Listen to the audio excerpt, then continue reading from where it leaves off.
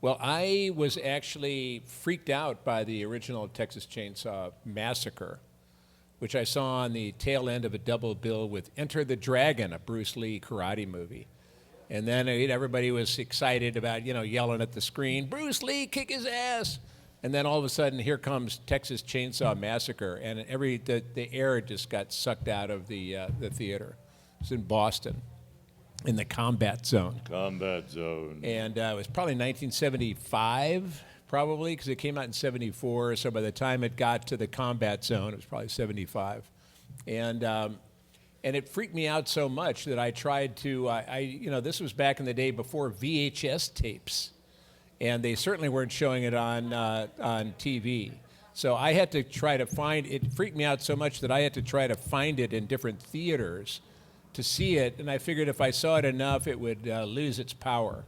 And instead, it just made it worse. And then finally, years later, I was 1984, I guess. I was actually working on a ranch in Wyoming as a ranch hand, and I was next to a kid who was a sugar freak. And he would wake up every morning, he would drink the bug juice and eat the Frosted Flakes, and for lunch it was a fudge-sickle and some Mellow Yellow, or whatever it was. He was just a nut. He was like 16. I think he became a meth freak later. But he would go into, when he was working under the hot sun, he would go into what I call sugar deliriums. And he would just start blathering. And he would sing snippets of top 40 tunes, and he would do advertisements. He would sing, and he was just a crazy, cackling kid. That's alliteration, by the way. Good alliteration. And one day he was just going, Captain Crunch, Captain Crunch. And we're digging like an irrigation ditch or something. And all of a sudden he goes, Texas Chainsaw Manicure. And I was like, whoa. It hit me like a bolt of lightning. And I went back to the bunkhouse. Of course, there was a ranch.